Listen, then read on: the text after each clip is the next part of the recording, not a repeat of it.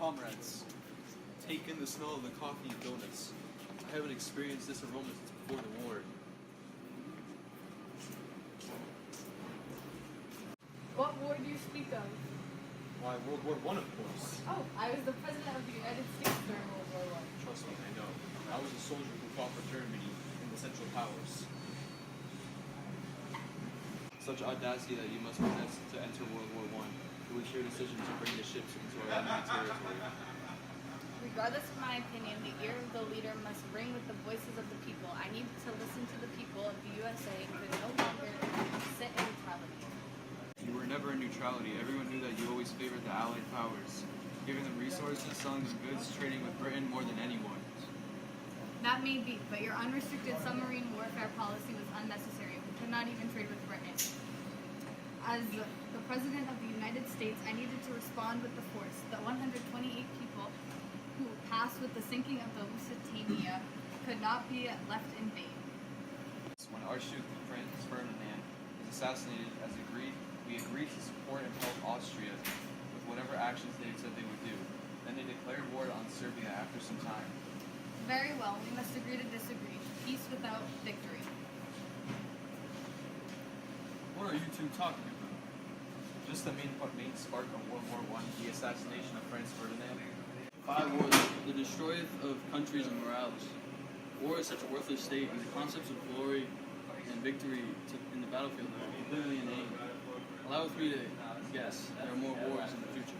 Countless amount of wars, but the biggest one is the one that we are discussing at hand, particularly the cause of it. There were many causes of it, but definitely our countries emphasized how important Austria's alliance was to us and how we needed to help them in their declaration of war to Siberia following France's assassination. What's interesting is the fact that 40 minutes before Gavrilo Princip assassinated Archduke Ferdinand, assassin Gabrinovich of Sarajevo tried to kill Ferdinand. He threw a grenade at the Archduke's car and it missed. Yeah, and it ended up killing around 20 people, or injuring them too.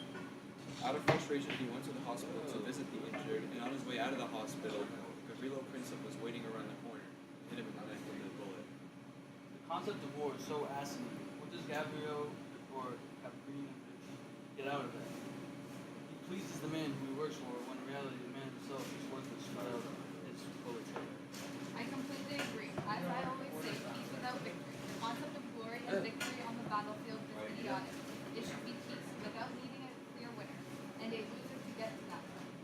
Voltaire, you also made some good points about our leaders. Why do we listen to them when they are nothing without us?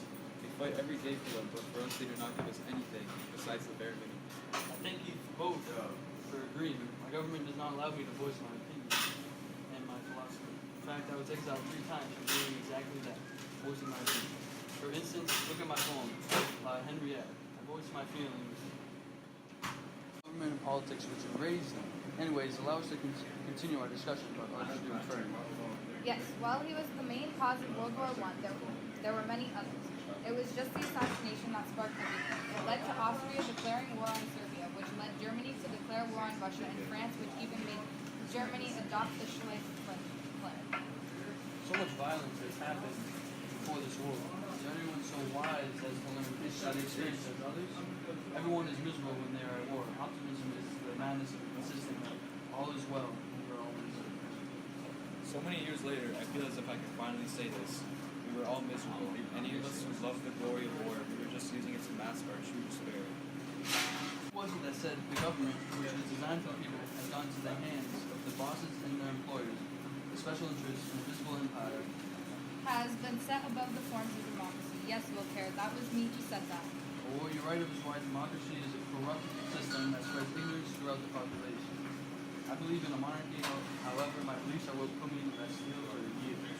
And so a monarchy is better than a democracy? How is that one person should make the decision of the masses? Seems more corruptible to me than a democracy. Run by the people will be a selfish one due to people being Let me know when you want to quit. The people will put their private needs before their civic duties. We A got a monarch full that plate serves across people is the not gas trustable. station. A monarch who is a I'm philosopher getting will sold do that what ass. is right. Voltaire, a Water, man guns, of and wits but eggs. cannot see his foolishness. I've been called a fool many times in my life, and I've also been called a scholar. None affects me. However, my ears will always be open to the beautiful sound of discussion that every man must possess. So So here we are, engaging in this discussion of government and war because we can. At least we can agree on that.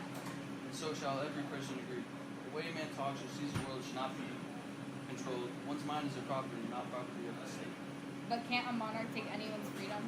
In reality, sadly, yes. For a monarch that serves for the people will undoubtedly give them the freedom to speak their minds and believe what they want. Has there been a monarch that serves for the benefit of the people rather than his own? Are you okay, Kat? If I said yes, I would be lying. The war has put a blanket of horror and hatred over me in which I can't escape, in which my whole generation, the lost generation, can't escape either.